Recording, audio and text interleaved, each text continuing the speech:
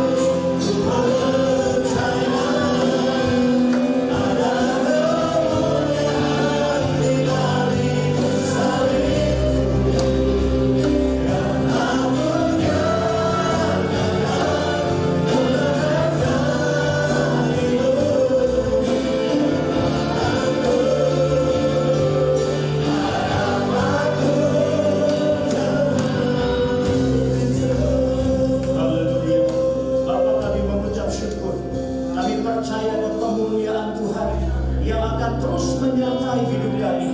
Bapa, berkati firman-Mu hari ini, dan sebelumnya berkati juga hamba-Mu Pak Sony yang akan memberikan kesaksian di tengah-tengah kami. Roh Kudus menolong mengurapi kami semua. Hanya dalam nama Tuhan kami, Yesus Kristus, bersama kita berkata, amin. Tepuk tangan bagi Tuhan kita yang ajaib. Silakan duduk Bapak Ibu saudara-saudara. Selamat pagi, shalom. Puji Tuhan, kami bersyukur boleh sampai tempat ini dengan selamat. Dan saya bersama dengan sahabat saya, ya tim saya, yaitu Pak Sony. Dan sebelum kita mendengar firman, kita akan mendengarkan sedikit perkenalan dan kesaksian dari Pak Sony. Berikan tepuk tangan untuk Tuhan. Silakan.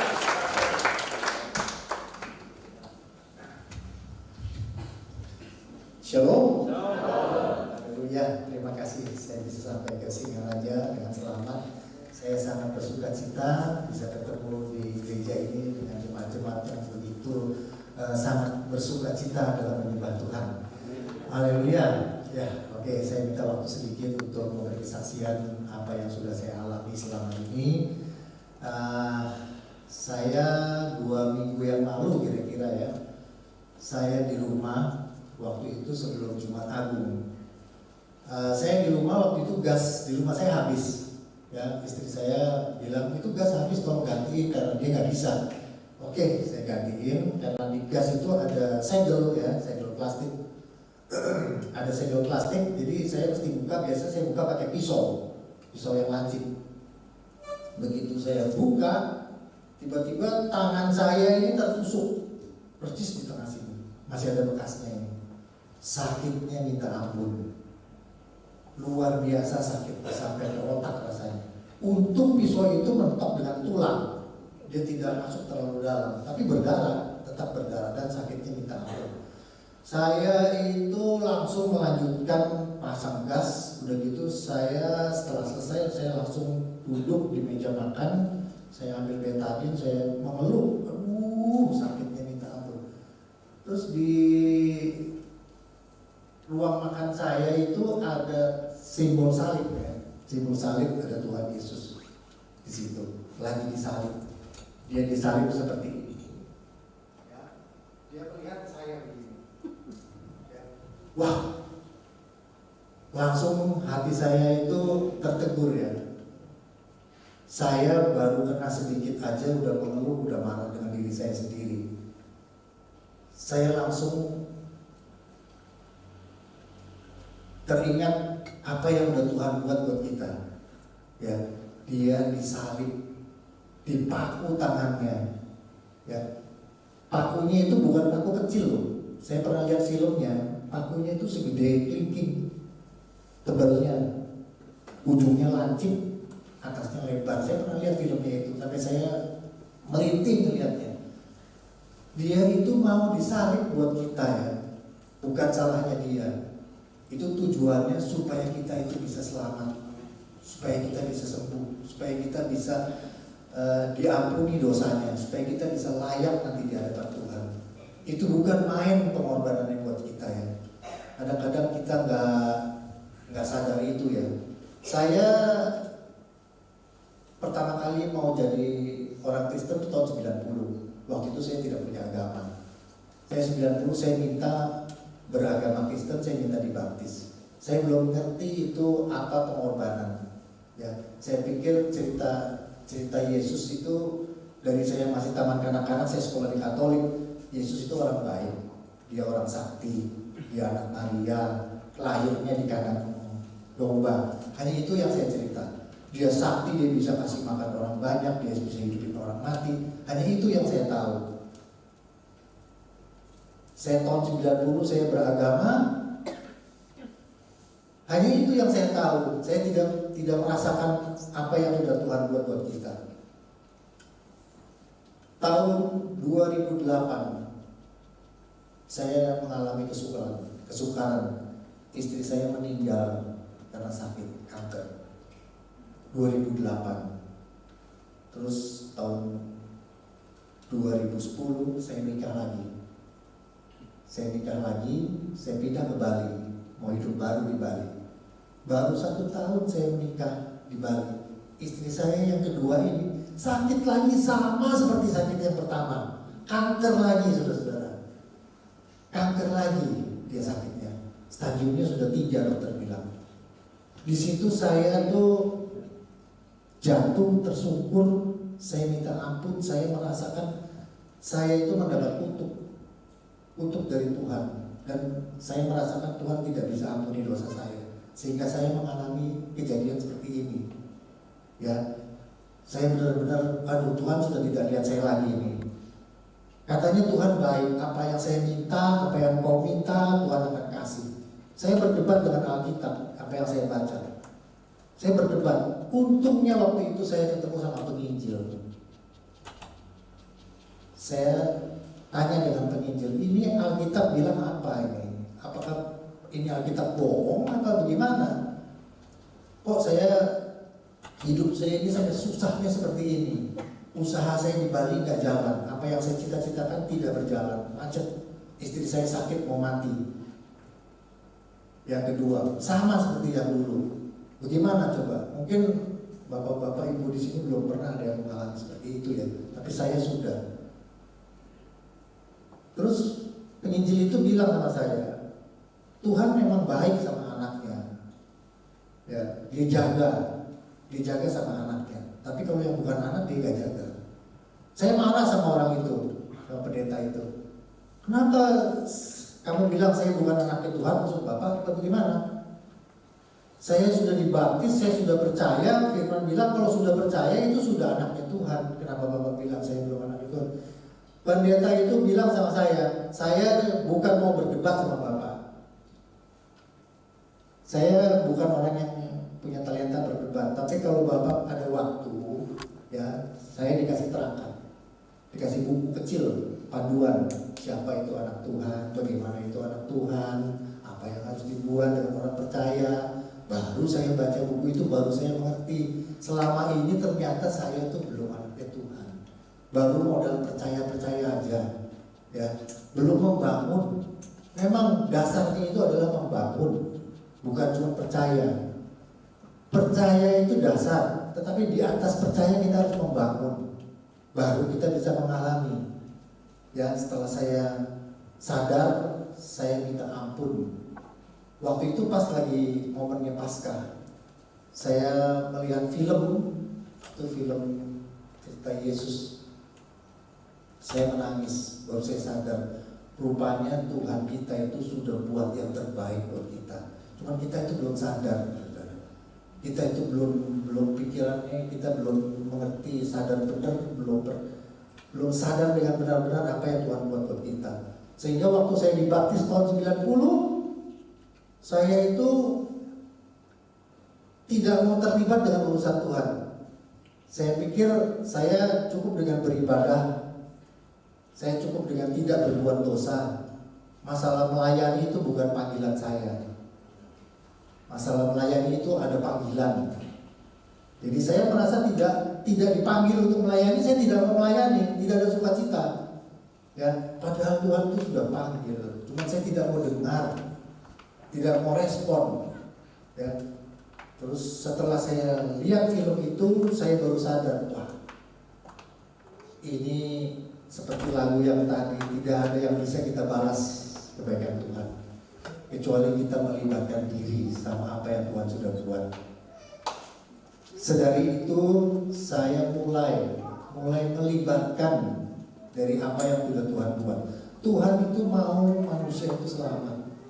Tuhan mau manusia selamat dengan mendengar Injil. Makanya Tuhan amanat agung itu, ya, amanat agung yang Tuhan kasih buat kita semua yang harus percaya, beritakan Injil supaya orang selamat. Kalau kita cuma ikut ibadah bersorak-sorai seperti ini aja, tetapi kita tidak melibatkan diri dengan amanat agung, ya saya berharap supaya kita semua disadarkan. Tuhan mau manusia itu selamat sampai dia mati di kayu salib.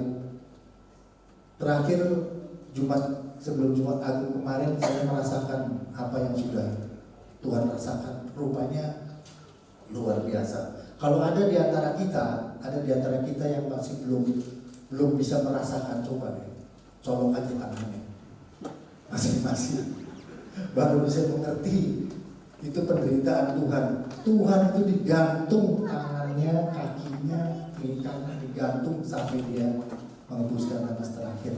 Untuk kita, saudara-saudara, untuk kita supaya kita selamat, dia tanggung semua hukumannya. Sekarang kita yang sudah ditanggung, apa yang harus kita buat Tuhan yang sudah begitu luar biasa buat kita. Saya cuma bisa melibatkan diri untuk memberitakan Injil supaya orang bisa selamat.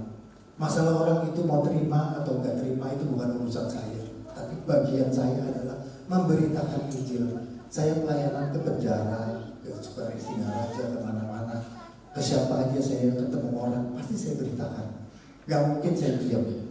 Orang yang sudah selamat itu punya tugas menyelamatkan orang, bukan cuma duduk-duduk manis bersorak-sorai menikmati aja. Enggak. Orang yang sudah diselamatkan ya itu kita harus lihat siapa yang belum selamat. Siapa yang perlu selamat dengan Injil. Beritakan dengan hati yang kasih.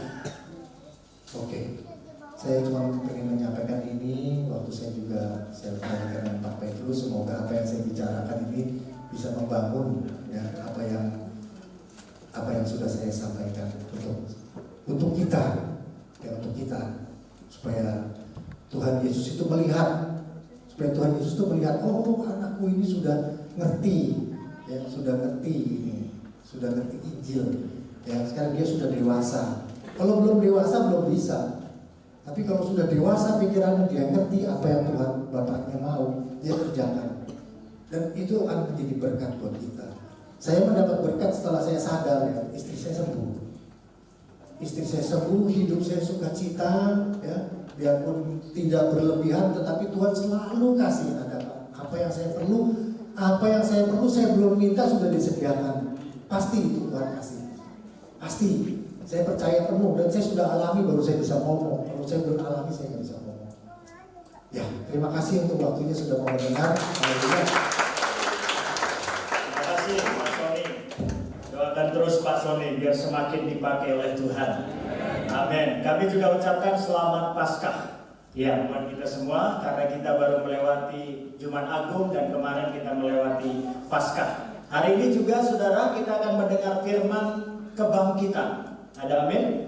Ya, firman kebangkitan dari Matius 28 saudara. Mari kita bangkit berdiri bersama-sama menghormati firman Tuhan. Kita akan membaca Matius 28. Firman ini Tuhan sampaikan setelah dia bangkit. Makanya saya katakan ini adalah firman kebangkitan. Inilah firman Yesus setelah dia bangkit. Matius 28 ayat 16 sampai ayat 20. Nanti yang pria ayat 16, wanita ayat 17 ya, kita bergantian. Mari yang pria 2, 3. Dan ke-11 murid itu berangkat ke Galilea, ke bukit yang telah ditunjukkan Yesus kepada mereka. Wanita. Mereka menyembahnya, tetapi Pria.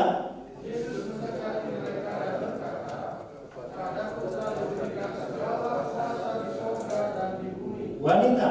karena itu pergilah, jadikanlah semua bangsa muridku, dan baptislah mereka dalam nama Bapa dan Anak dan Roh 20 bersama-sama. Dan ajarlah mereka melakukan segala sesuatu yang telah kuperintahkan kepadamu. Janjinya?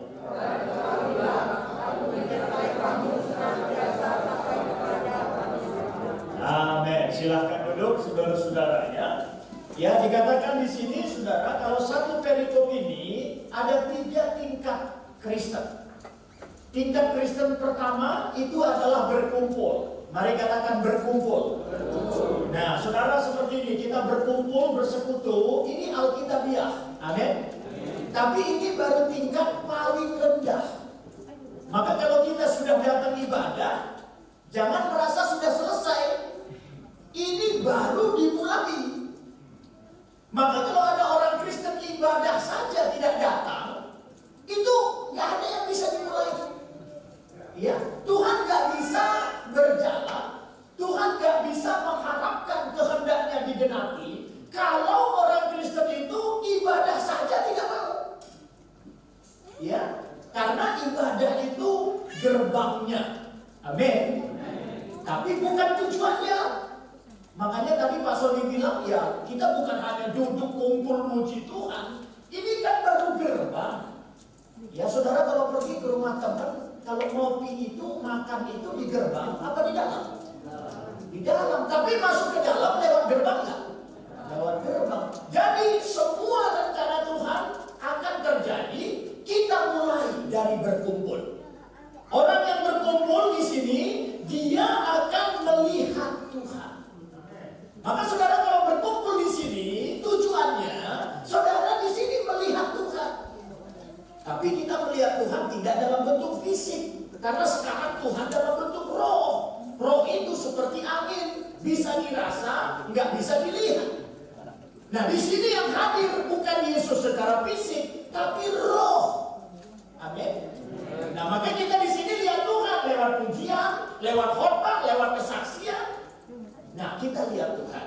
Nah yang kedua, tingkat Kristen itu menyembah. Setelah orang berkumpul beribadah, dia melihat Tuhan. Ya, lewat semuanya dia lihat Tuhan. Akhirnya dia percaya Tuhan. Yang paling hebat lagi kalau orang melihat Tuhan secara nyata. Ya, tadi Pak Sony bersaksi bukan teori. Saya mengucapkan apa yang saya sudah alami. Lebih hebat lagi. Amin ya. Jadi lihat Tuhan itu bisa lewat firman Tuhan, bisa lewat kenyataan. Ya, saudara benar-benar mengalami. Nah, kalau orang melihat Tuhan, dia akan semakin jadi penyembah. Jadi tujuan kita beribadah supaya kita jadi penyembah. Semakin melihat Tuhan, semakin percaya Tuhan. Amin ya. Ya. Maka dikatakan setelah melihat Yesus, mereka menyembahnya. Maka saudara dan saya ini tiap minggu rajin ke gereja, tiap minggu harus makin jadi penyembah.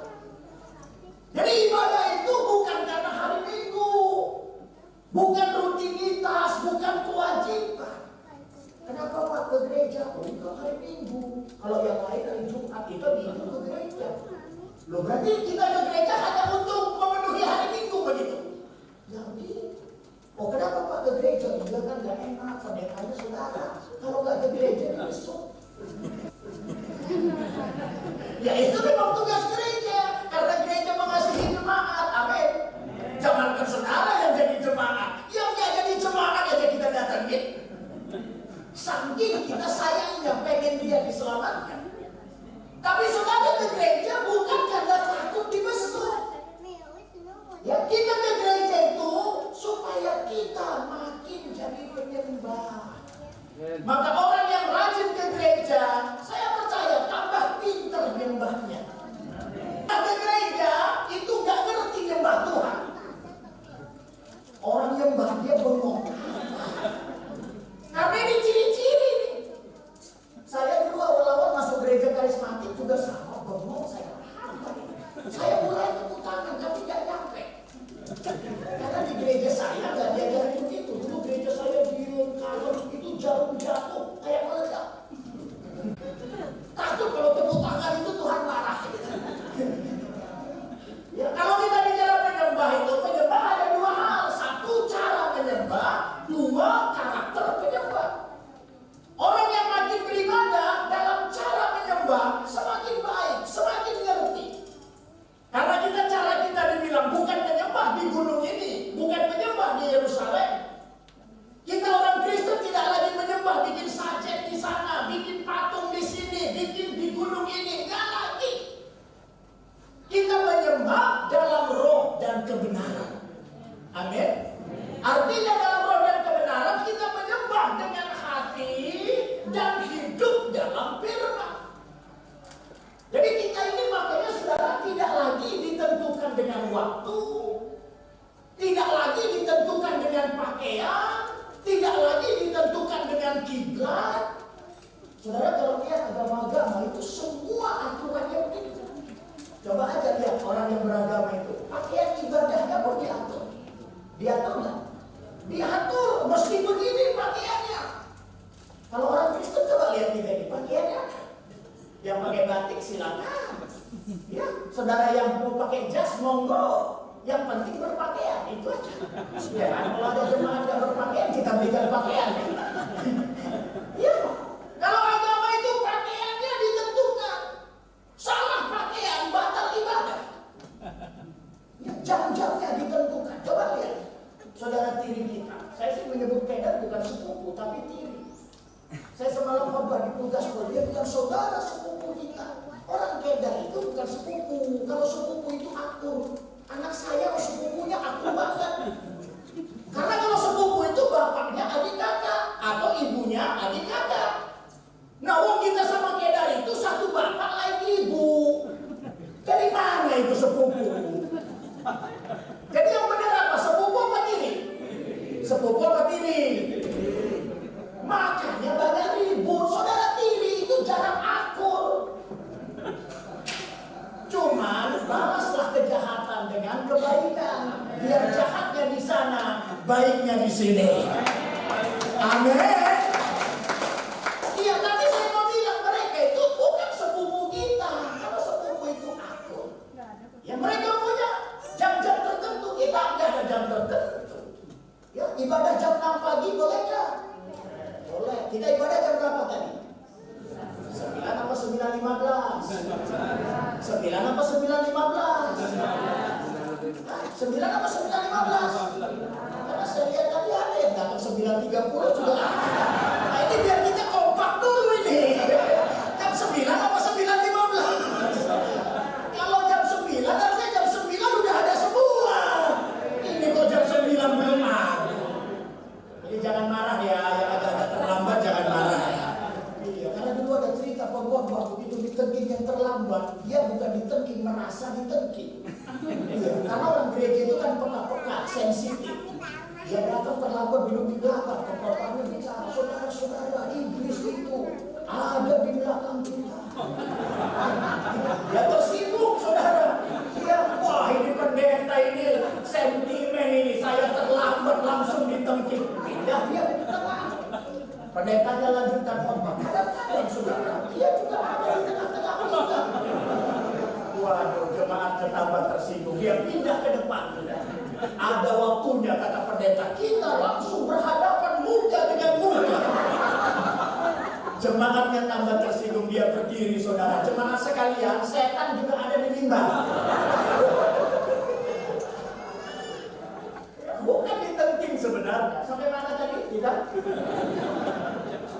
Jadi saudara makin ibadah. Kalau kita itu nggak ada kiblatnya, jam 9 boleh, jam 12 siang boleh, jam 6 sore boleh.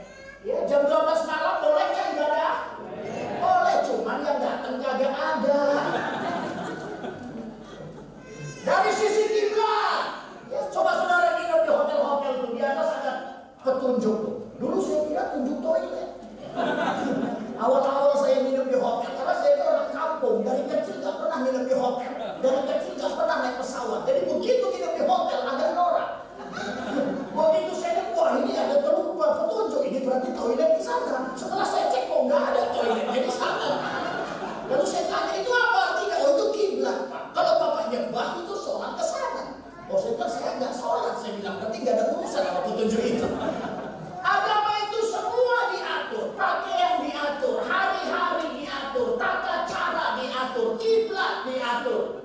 Kristen ini nggak ada yang diatur. Cara kita menyembah dalam roh, dalam kebenaran. Amin. Jadi nggak peduli pakaian saudara, nggak peduli jam berapa, nggak peduli menghadap timur, barat, selatan, tenggara, apalagi. Yang Tuhan peduli, sembah Dia dengan hati. Kita menyanyikan lagu-lagu itu bukan sekedar menghabiskan lagu, jadikan lagu jembatan mengangkat hati. Jadi kalau saudara bilang lagunya Tuhan baik, angkat hati saudara, hati kita berbicara kok benar-benar baik. Itu baru menyembah. Ya semakin orang beribadah, semakin dia ngerti cara menyembah. Yang lebih hebat lagi, punya karakter penyembah. Karakter penyembah apa? Semakin beribadah, semakin menyerahkan hidup. Amin. Karena karakter penyembah itu, dia mempersembahkan ini semua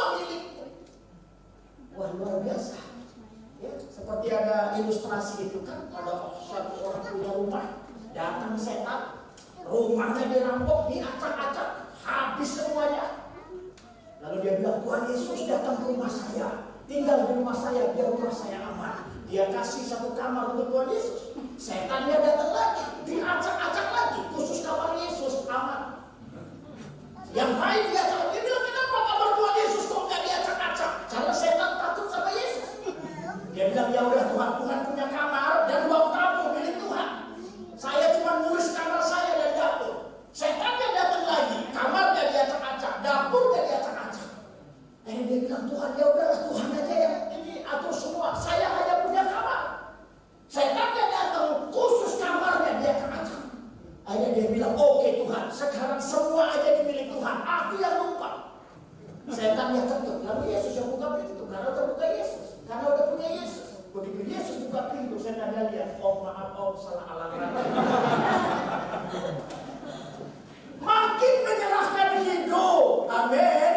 Jadi kalau orang menyembah, semua aspek hidupnya miliknya Tuhan.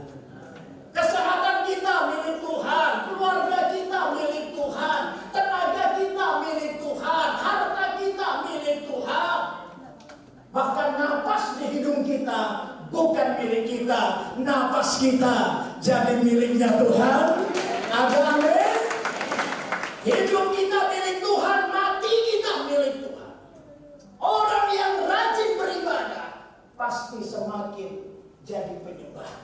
Semakin cerdas dalam cara dan semakin kuat dalam karakter.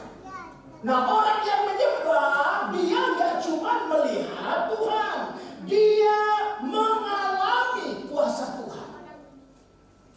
Jadi kalau saudara dan saya jadi penyembah Tuhan, baik dalam cara menyembah, baik dalam karakter penyembah, semakin kita jadi penyembah, semakin besar kuasa. Maka tadi dikatakan ketika mereka menyembahnya, Yesus mendekati mereka dan berkata, kepadaku telah diberikan segala kuasa di sorga. Dalam bahasa lain, ketika umatnya menyembah, diberikan kuasa. Saudara mau punya kuasa Tuhan? Mau mengalami kuasa Tuhan? Syaratnya satu, jadi penyembah. Bukan sekedar ditumpang tangan pendeta, ya boleh aja ditumpang tangan pendeta, tapi itu kan hanya menopang. Ya, pendeta mati nggak? Mati. Kalau pendetanya mati, siapa yang mau? Makanya kalau darurat nggak apa-apa, rumah itu kalau mau rubuh nggak apa-apa, darurat dikasih penopang. Tapi itu bukan ideal, idealnya kuatkan tiang. Jadi saudara jangan hari lepas hari ngandelin pendeta terus. Anak sakit, minta pendeta doakan. Anda yang bikin, kita yang repot. Jadi yang belum bisa doakan anak, tolonglah jangan bikin anak dulu. Ini udah doain anak nggak bisa, bikinnya banyak. Maksudnya ya, kami ini sudah bikin bangsa-bangsa. Amin. Jangan sampai pendeta saudara mikirin anak saudara terus, mikirin sakit saudara terus. Kapan kami mikirin bangsa-bangsa? Anda tahu gak banyak yang perlu diinjili di luar sana. Kalau ngurusin Anda terus, kapan kita ke sana? Pendeta mau pergi misi ini, Pak, anak sakit. Begitu mau pergi anak remaja sakit, Pak, jerawat batu. Jerawat batu aja diurusin pendeta, tolonglah. Urus-urus sendiri lah itu. Ada amin? Ya, dewasa sedikit. Haleluya. Ya. Jadi kalau saudara mau alami kuasa Tuhan, dan saya percaya kita ini sebenarnya sudah banyak mengalami kuasa Tuhan. Ya, karena orang yang menyembah, menyerahkan hidup dipenuhi kuasa. Ya, Tuhan memberikan kuasa. Nah, saudara-saudara, setelah Tuhan memberikan kuasa, maka masuk ayat Kristen paling tinggi, yaitu pergilah atau misioner. Jadi kalau kita lihat dari firman kebangkitan, firman ini setelah Yesus bangkit ucapkan, dia seolah-olah bilang begini, hai jemaat, Kristen itu punya 3 kelas. Pertama, kalian berkumpul. Setelah kalian berkumpul, jadi penyembah. Dan setelah kalian jadi penyembah, penuh dengan kuasa bilang pergilah misioner. Ya, maka tadi Pak Sony wanti-wanti amanat agung, amanat agung. Mari katakan amanat agung. Lebih keras, amanat agung. Ya. Jadi terakhir puncak Kristen itu amanat agung. Kedewasaan rohani itu amanat agung ketika kita bukan hanya berkumpul, ketika kita bukan hanya menyembah, tapi kita semua misioner. Ada amin? Nah, apa itu amanat agung, saudara? Saya memberikan slide-nya, kita akan dalami. Apa itu amanat agung? Silakan. Terus. Nah, amanat agung tadi dikatakan, jadikan semua bangsa. Katakan semua bangsa. Lebih keras, semua bangsa. Semua bangsa.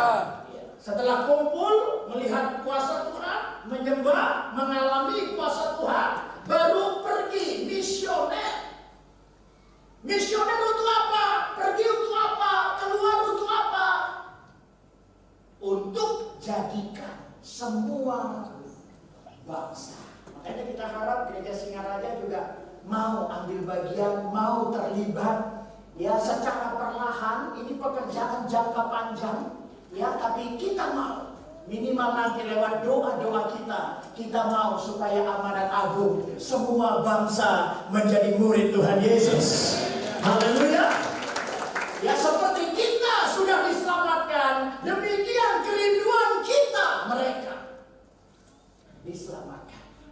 Ya, nah saudara, kata bangsa di sini, nah ini yang betul, saya mau kita mendalami khusus kata bangsa. Karena bangsa ini yang menjadi target.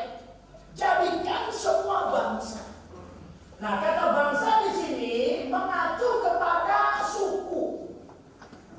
Ya, keberadaan bangsa itu bukan mengacu kepada negara. Ya, kadang-kadang kita di Indonesia itu salah persepsi. Kalau disebut bangsa itu berarti negara, Indonesia, Amerika. Ya, sebenarnya tidak. Ya, kalau Alkitab bilang bangsa, itu mengacu keberadaan suku. Karena wajah manusia di mata Tuhan itu suku. Maka kita ini semua juga terhisap dalam suku-suku. Benar nggak? Ya, saya ini suku Batak Karo. Semua orang terhisap dalam suku. Nah, semua orang juga terhisap dalam negara. Tapi ikatan suku lebih kuat dari negara. Karena negara itu diciptakan manusia, politik manusia, suku itu wadah manusia. Begitu. Nah, makanya saudara, warga negara itu bisa diganti.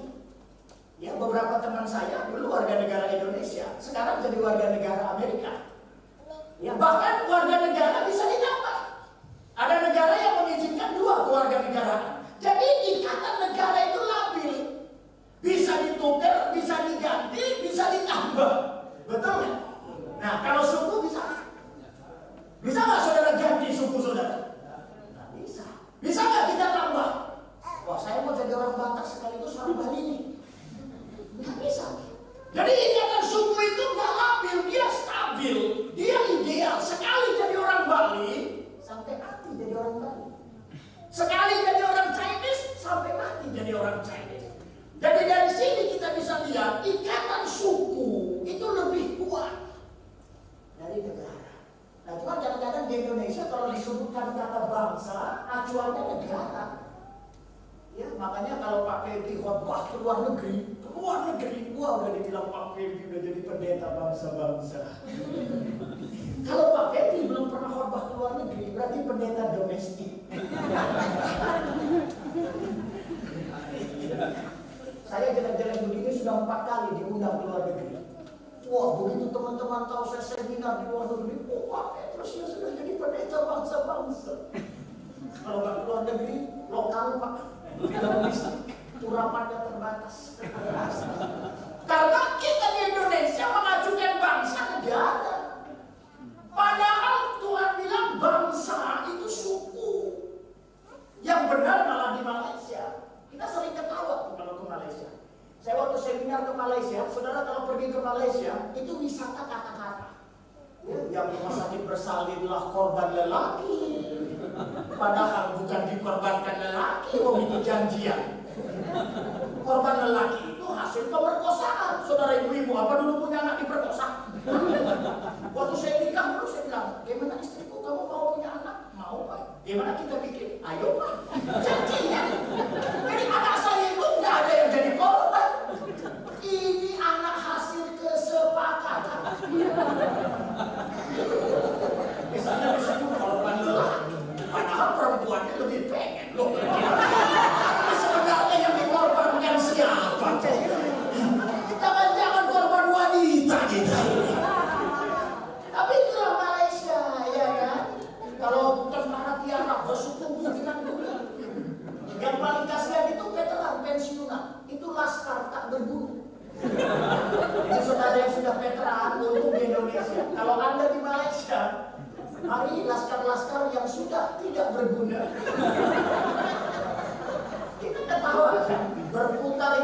pusing.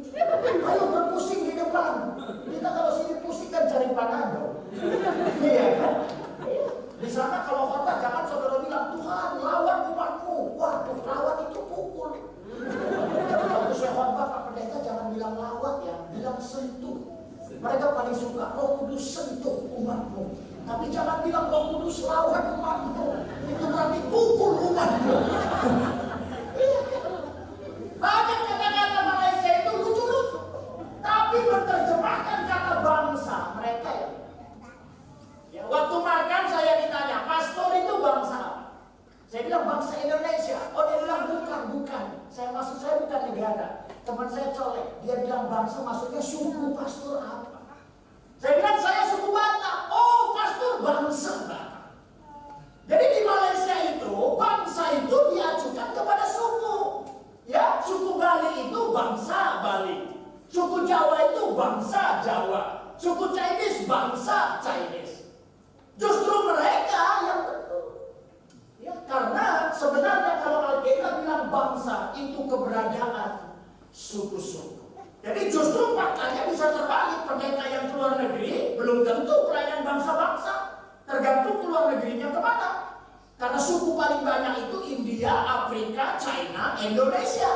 Kalau perginya pendeta itu ke Singapura, ke Australia, ke Eropa, itu bukan misi, itu jalan-jalan. Justru pendeta yang gak pernah keluar negeri, dia bisa jadi pendeta bangsa-bangsa. Karena Indonesia negara kaya akan suku-suku bangsa. Ada amin? Jadi menjadi pendeta bangsa-bangsa gak ada urusan keluar negeri atau tidak keluar negeri. Saya punya teman orang Korea, pendeta. Saya tanya, di Korea ada berapa suku? Satu suku. Banyak negara di luar itu sukunya nggak ada, nggak banyak. Lalu pendeta ngapain di sana? Ya holiday, foto-foto, nanti masuk Instagram. Kalau benar-benar mau misi, ya ke Afrika, ke China, ke India, termasuk di Indonesia. Nah, saudara, kalau Tuhan bilang jadikan semua suku. Wah, jadi tugas kita ini semua suku harus jadi murid Yesus. Amin. Amin. Saudara mau lakukan ini? Pak, kalau seandainya suku-suku nggak jadi murid Yesus, resikonya. Saudara tadi saya bilang ya, setelah Yesus bangkit, dia akan naik. Setelah dia naik, nanti datang lagi nggak kedua kali. Jadi seolah-olah begini. Dia mau bilang, hai muridku, hai umatku, aku nih mau naik ke surga nih. Sebelum aku naik, aku kasih kalian tugas. Sebelum aku naik, semua suku ini, katakan Kerangin ini suku-suku ya. Suku 1, suku 2, suku 3, suku 4. Jadikan semua suku-suku ini jadi muridku ya. Kalau sudah jadi murid, aku datang. Jadi saudara, pemuridan suku-suku ini menentukan kedatangan Tuhan kedua kali.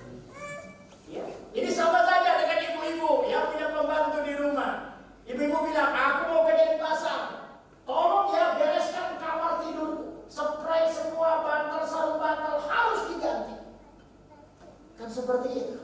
Nah lalu kemudian, saudara kalau udah di Denpasar, saudara akan tanya, udah beres belum? Yang disuruh itu sudah beres belum? Kalau dia bilang belum, saudara nggak mau pulang. Ya. Saudara akan pulang kalau semua sudah beres. Amin guys. Amin guys. Ya makanya sekarang kalau Tuhan Yesus datang ke sini, dia ketemu pendeta Batak. Dia bilang, halo pendeta Lai. Karena orang Batak kan dipanggilnya Lai. Gimana amanan agungku? Dia nggak kenal. Oh sudah di mana kamu? Apalah urusan sinode. Sinode itu dibikin oleh ketua sinode.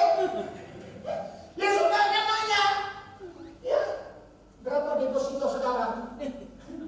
Berapa harga cengkeh? Oh, itu urusan kita. Ya Yesus akan tanya, gimana pendeta Batak? Halo Batak, jangan jadi Batak, Batak. Karena sekarang Batak tadi jadi Batak. Bali saya nggak berani, takut nggak pulang. Takut ada yang cegat di jalan. Jadi orang Bali baik-baik semua. Orang Singaraja. Ya nanti tunggu gilirannya ya. Sekarang Batak dulu ya. Gimana pendeta lain? Amanat Agung udah beres belum? Hanya itu. Kalau Tuhan datang ketemu pendeta Chinese, dia bilang halo pendeta Koko. Jadi panggilnya Koko ya. Gimana pendeta Koko? Amanat Agung udah beres belum? Kalau dia ketemu pendeta Jawa, halo pendeta Mas. Kalau pendeta Bali, gimana pendeta Gli? Tuhan gak akan tanya yang lain karena hanya itu firman-Nya.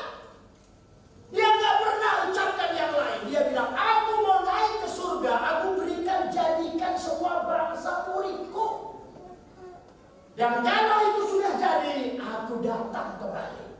Tapi kalau bangsa suku-suku ini belum jadi murid, Tuhan gak bisa datang. Ya, makanya ini firman ini, kita semua harus menjadikan semua suku-suku. Amin. Semua suku-suku itu menjadi murid. Kenapa sih harus begitu? Supaya ada keadilan, keselamatan. Kalau semua suku sudah jadi murid, itu berarti yang tadi Pak Sony cerita tentang kematian Yesus, produk keselamatan itu sudah diterima semua suku. Kalau itu sudah diterima semua, kalau sekarang belum. Semalam saya khotbah di Full Gospel, ada dari LAI, Lembaga Alkitab Indonesia, kasih kesaksian. Mereka punya visi mencetak Alkitab ke semua suku. Dan belum 50% suku. Dari suku di Indonesia, di bawah 50% yang sudah jadi murid. Jadi masih banyak suku yang belum jadi murid Yesus. Dan itulah amanat agung. Harus kita doakan, harus kita kerjakan, harus kita danai supaya mereka menjadi murid Tuhan Yesus. Amin. Jadi jadikan semua bangsa itu kepada suku. Lanjutkan slide yang kedua. Nah sekarang kita melihat apa standar suatu suku sudah jadi murid atau belum. Apa ukurannya? Suku ini sudah jadi murid atau belum? Suku itu sudah jadi murid atau belum? Bukan ketika semua orang dalam suku tersebut jadi Kristen. Bukan. Tuhan itu enggak suruh jadikan semua orang muridnya. Yang Tuhan suruh jadikan semua suku. Jadi sukunya. Bukan harus semua orang. Wah kalau Tuhan bilang jadikan semua orang jadi murid, nggak akan pernah bisa terjadi. Karena kalau Tuhan bilang jadikan semua orang jadi murid, tidak boleh ada orang mati sebelum percaya. Buktinya tiap hari Tuhan biarkan banyak orang mati sebelum percaya Yesus. Karena yang disuruh jadikan semua suku. Nah, bagaimana satu suku itu sudah jadi murid? Ketika kita mencapai representasi. Katakan representasi. Representasi itu apa? Perwakilan. Katakan perwakilan. Ya. Jadi yang dibutuhkan adalah adanya perwakilan orang percaya yang berkualitas murid dari semua suku. Bukan semua orang di suku tersebut. Kalau memang bisa semua orang, puji Tuhan. Tapi kalaupun tidak, yang diwajibkan itu tercapainya representasi. Representasi itu seperti DPR, representasi rakyat. Sekarang berapa rakyat Indonesia? Rakyat Indonesia berapa banyak? 270 juta. Berapa anggota DPR? Ya, nggak sampai 600, 500 sekian. DPR itu representasi rakyat. Jadi miniatur Indonesia itu hanya 600 anggota DPR. Itu miniaturnya. Makanya 600 biar orang bilang merah, Indonesia merah. Betul nggak? Betul ya? Karena mereka representasi. Jadi nggak perlu 270 juta orang teriak merah. Sama perwakilan suku itu kita harus dapat DPS. Apa itu DPS? Dewan Perwakilan Suku. Kalau dari semua suku sudah mendapat DPS, ada perwakilan orang Kristen, ada perwakilan orang percaya, maka suku tersebut sudah dianggap menjadi murid Yesus. Nah, kita harus capai ini dari semua suku. Pertanyaannya sekarang, apa sudah begitu? Belum. Kita sekarang ini tidak terjadi pemerataan, yang terjadi jomplang. Di satu suku ribuan gereja, tapi di suku yang lain, jangankan ribuan gereja, satu gereja pun tidak ada. Jangankan satu gereja, satu Kristen pun tidak ada. Inilah kelemahan kita sekarang. Maka kita koreksi bagian ketiga. Ini yang terakhir. Bagian ketiga. Ini yang terakhir, Bapak Ibu. Ini yang terakhir. Yang terakhir. Ya, karena kalau khotbah sudah lama, Pak Febri, itu keluarin satu kata berkuasa. Ya, kalau khotbah sudah lama, ucapkan saja yang terakhir. Itu yang ngantuk-ngantuk bangun. Kayak bahasa kata yang terakhir. Karena saya sudah 25 tahun di mimbar, jadi ngerti saya. Kalau kita bilang yang terakhir, itu yang ngantuk bangun. Oh, doa saya sudah mau dijawab katanya. Tapi terakhir saya 40 menit. Ya. Tenang aja. Masih semangat? Tepuk tangan untuk Tuhan kita yang ajaib. Haleluya. Nah, bagaimana pergerakan gereja Tuhan di Indonesia? Apakah gereja Tuhan ke arah pemuridan suku apa tidak? Ya, kita akan lihat gereja bergerak ke pemuridan suku apa tidak. Dalam kacamata saya, tidak. Dalam kacamata saya, belum. Gereja di Indonesia adalah gereja yang sangat berbahaya sekali. Kenapa saya bilang berbahaya?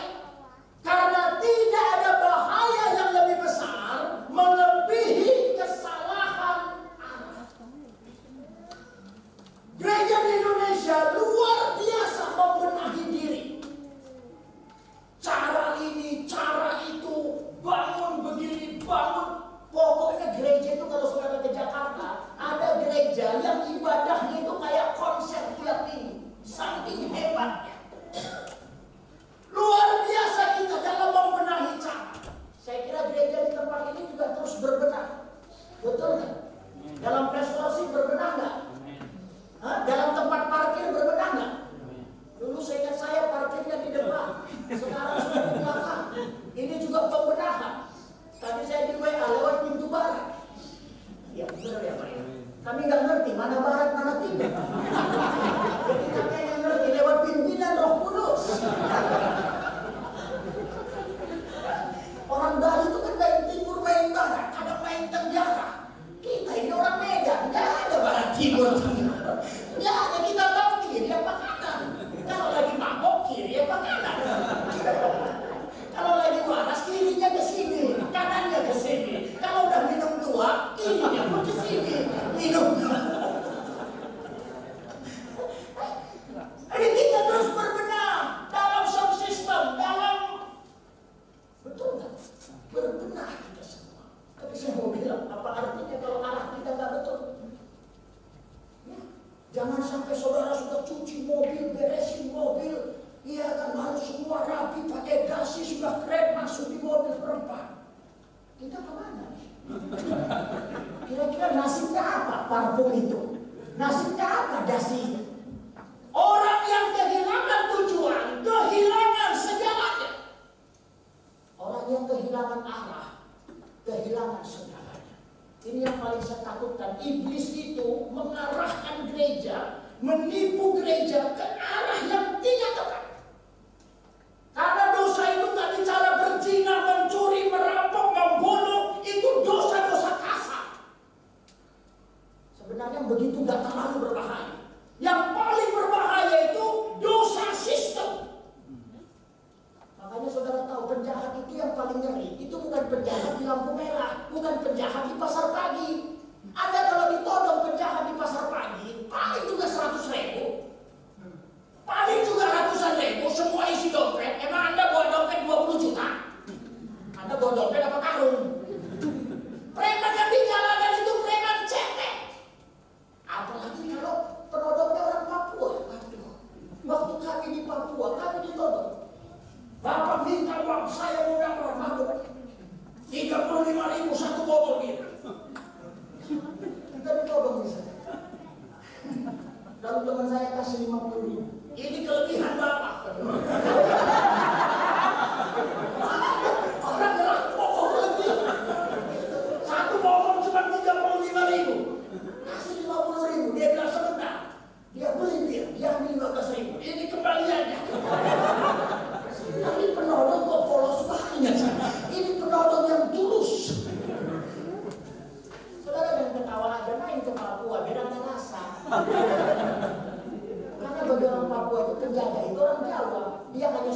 pendeta, guru, dokter. Kalau pengusaha, polisi, tentara, dia nggak tahu kita pendeta.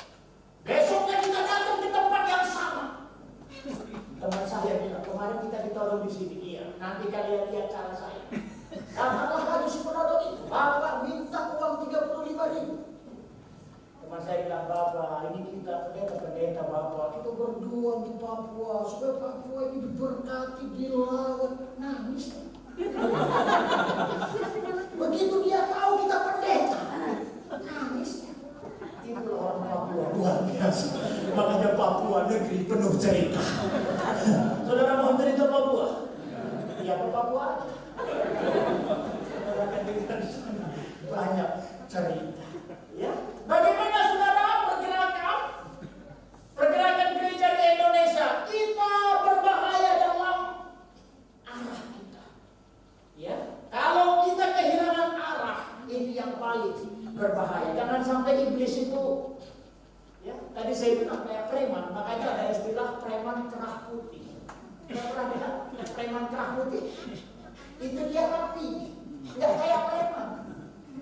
Saudara tahu nggak orang yang paling senyum, banyak senyum ditipu, di tangannya paling banyak orang mati. Nggak tahu ya? Ya, nggak usah tahu, saya. Saudara, orang yang teriak-teriak itu nggak pernah bunuh orang. Ada istilah yang menghadirkan itu air tenang apa air deras?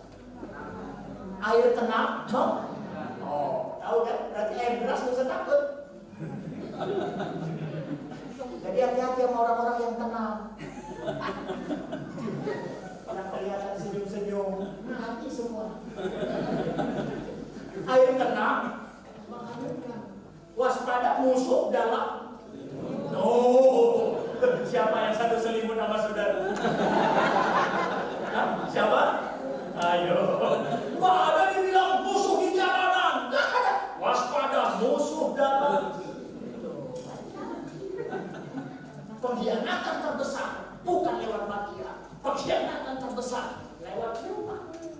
Karena pengkhianatan terbesar Yudas mengkhianati Yesus. Dia tidak dengan makian, dia cium Yesus. Ya, jalannya cium saudara.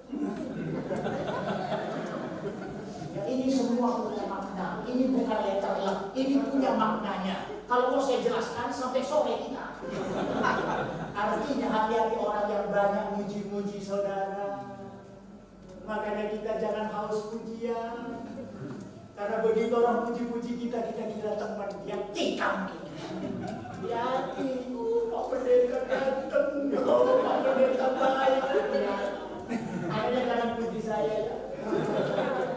Karena sering kemana kita harus bapak itu di pintu. Terima kasih Pak Pendeta, khotbahnya bagus.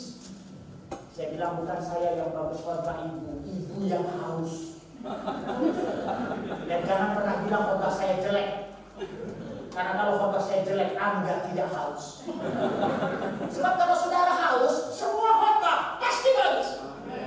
Mau Pak Sony, Pak Pedi, mau Pak Predi, mau Superman, Superman. Kalau saudara haus, semua firman pasti bagus. Tapi kalau Anda tidak haus, siapapun yang khotbah kurang bagus. Anda dengar firmannya kan kayak makan. Saudara pernah makan? Saya mau tanya, enaknya makanan itu tergantung yang dimakan atau tergantung rasa lapar?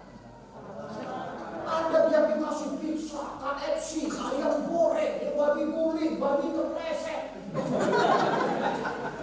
Semua babi ada di sana. Kalau nggak lapar, pasti kurang enak. Tapi kalau Anda puasa 2 hari, jangan ketemu babi guling. Babi belum guling aja. Biar makan Indomie goreng, rasanya nikmat, betul? Jadi itu enaknya tergantung rasa lapar. Kalau saudara lapar firman Tuhan, haus firman Tuhan, semua khotbah pasti akan memuaskan, pasti akan menyegarkan. Ada amin? Ya, jadi saudara-saudara, saya ingin kasih satu perbandingan bahwa kenapa saya bilang belum kepada pemerintahan suku. Kita di Indonesia sekitar 300-an sinode.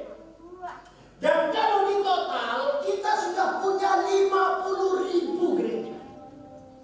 Gereja di Indonesia ini kalau kira-kira kita total semua sekitar 50.000. Karena ada satu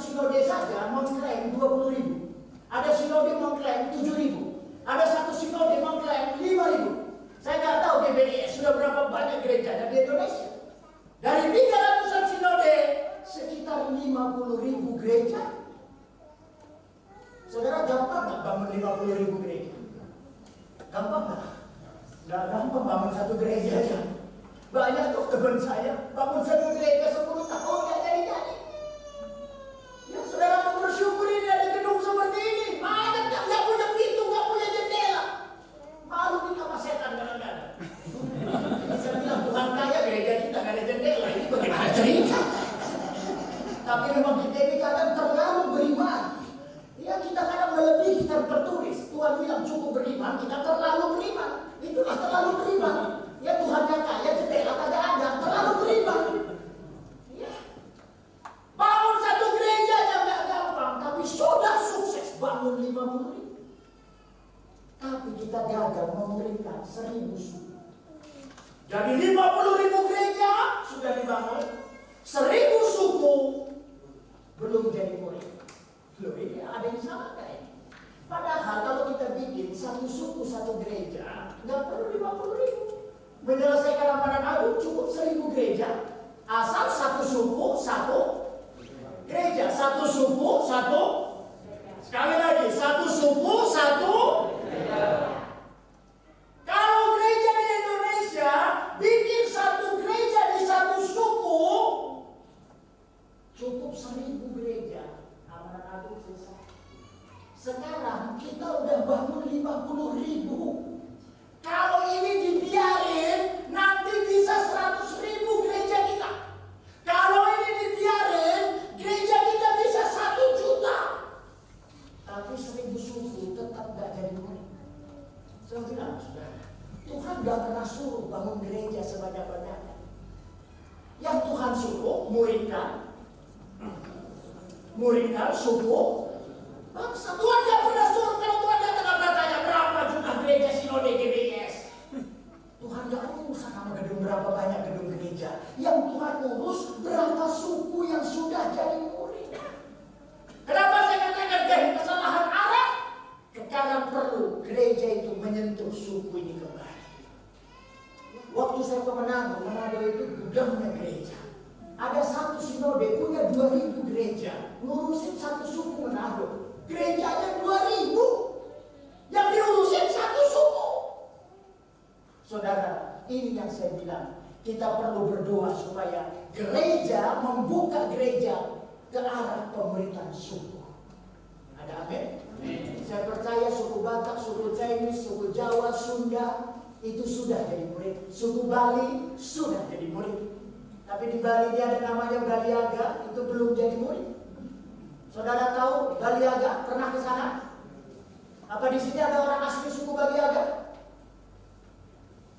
Enggak ada. Ini bagaimana ini? Ada di sini yang asli suku Baliaga?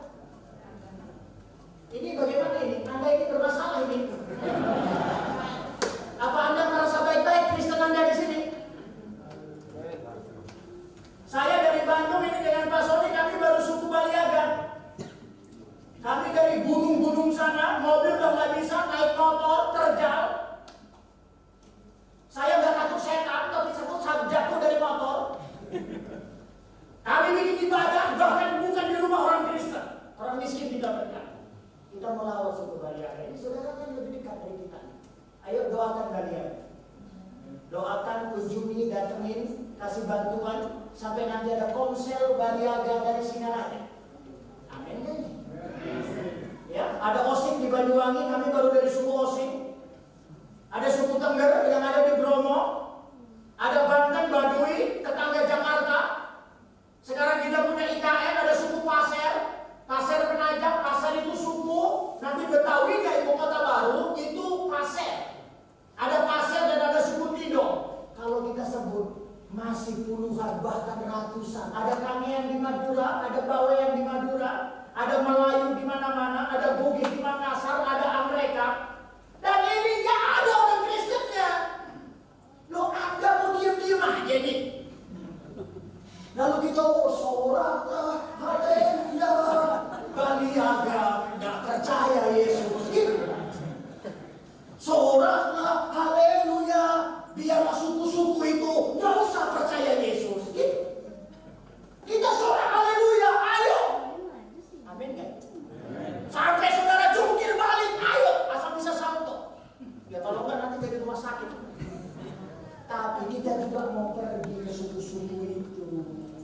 Jangan cuma sorak doang.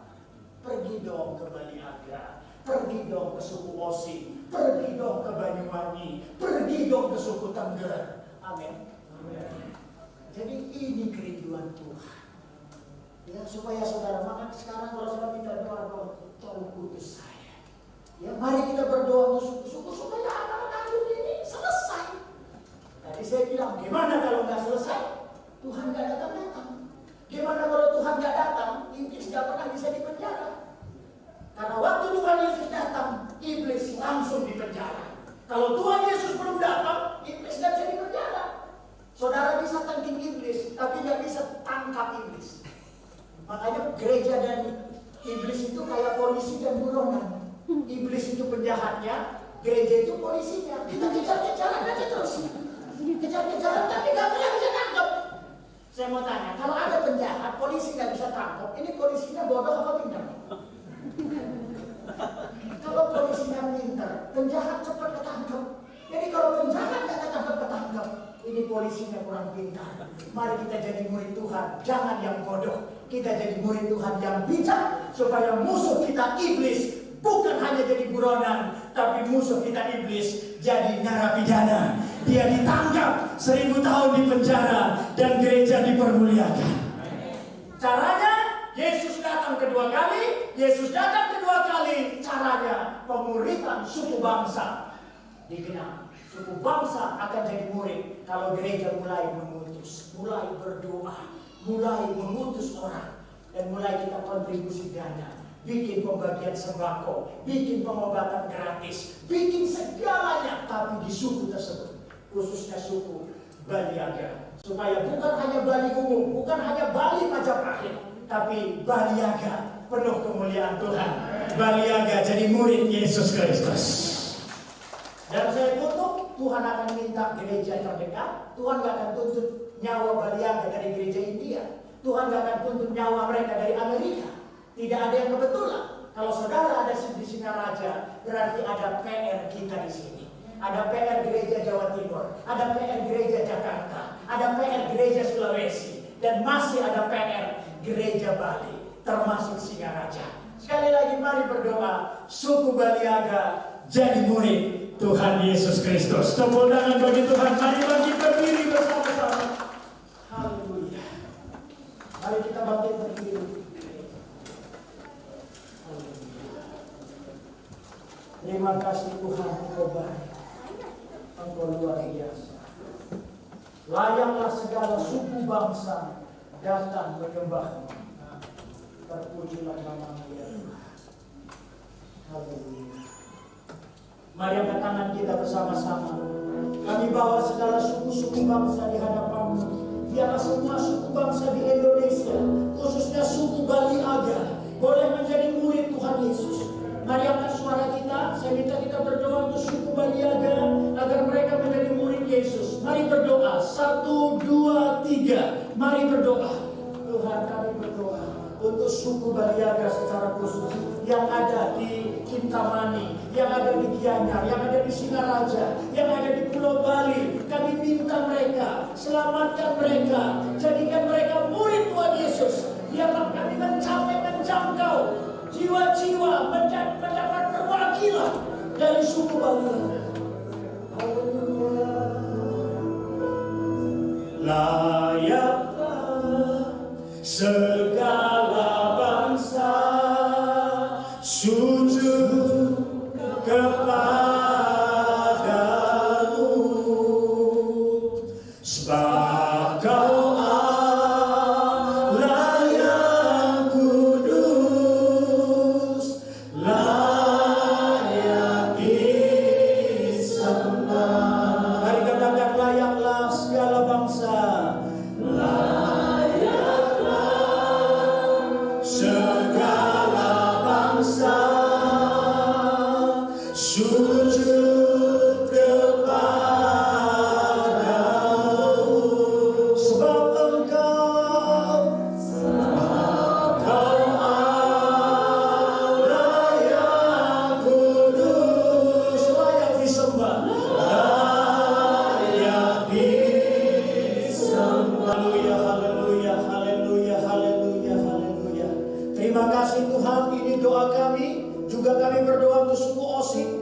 berdoa untuk suku Tengger, kami berdoa untuk suku Banten, Baduy, berdoa untuk suku Bugis, Melayu, dan ada banyak suku yang lain di Indonesia.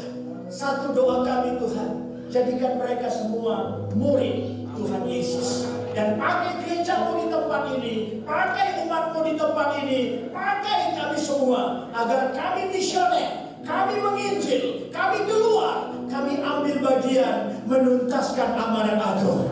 Dan kami percaya kalimat terakhir amanat agung, kalau demikian Tuhan menyertai kami, Yesus menyertai kami, kami tidak sendiri, Yesus menyertai kami sampai nama Tuhan Yesus. Semuanya berkata amin. Tepuk tangan bagi Tuhan kita. Yes. Silakan duduk.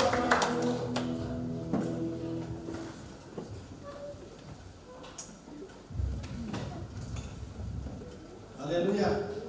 Shalom. Berkati Bapak Penasehat Tuhan. Pengajaran misiologi sudah kita dapatkan pada pagi hari ini. Kita harus merespon karena amanat agung itu ada di tugas kita. Dan seperti apa yang sudah disampaikan, dengan menjalankan amanat agung itu, kita menjalankan perintah Tuhan.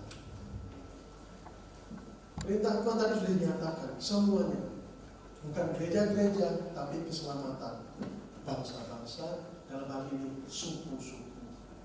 Suku terdekat daripada kita, terlebih lagi itu dikatakan Baliage, harus kita jangkau. Kita beritakan Injil, kebenaran Kristus Yesus, biar dikenal oleh mereka. Ada amin?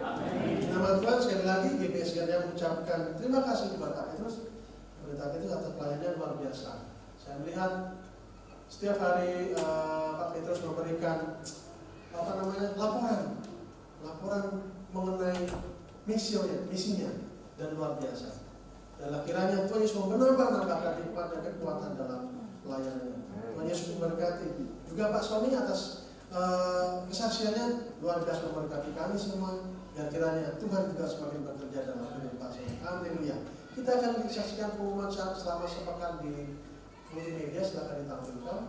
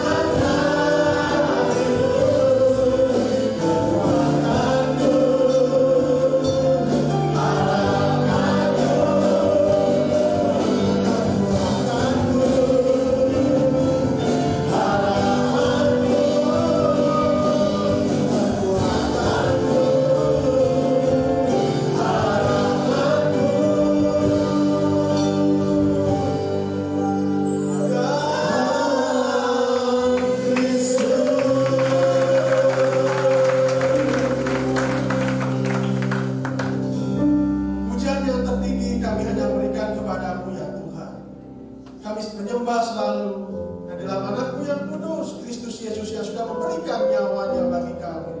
Penebusan yang agung diberikan kepada kami. Terima kasih, kami bersyukur buat semua pengorbanan, buat semua kasih yang sudah Tuhan nyatakan. Dan kami akan melihat dalam hari-hari kami ke depan ya Tuhan, akan lebih banyak kasih dan tuntunan yang Tuhan berikan dalam kehidupan kami. Sebab kami percaya kepada Engkau. Sebab kami tahu ya Bapa, dan kami sungguh berikan iman percaya kami kepadamu ya Bapa. Kami punya kehidupan di dalam Tuhan. Terima kasih buat ibadah Tuhan pada hari ini. Dari awal, pertengahan hingga pada akhirnya, Tuhan melawat kami, mengurapi kami, memberikan kekuatan dalam kehidupan kami ya Tuhan. Puji-pujian penyembah yang sudah nyanyikan, biarlah semakin hari semakin membuat kami Tuhan kuat dan kokoh dan teguh dalam pemahaman akan Engkau, dalam pengiringan akan Engkau. Roh Kudus akan menolong kami, Roh Kudus akan memberi kekuatan dalam kehidupan kami. Terlebih Tuhan dalam pengajaran firman pada pagi hari ini, Tuhan kami diajarkan begitu rupa ya Bapa, mengingatkan kembali ya Bapa, menyegarkan kembali ya Bapa, mengapa kami menjadi Tuhan anak-anak-Mu ya Bapa, untuk kami dapat melaksanakan oh Tuhan perintah kudus-Mu, amanat-Mu yang tertinggi ya Tuhan, untuk menjadikan semua bangsa menjadi murid-murid-Mu ya Tuhan.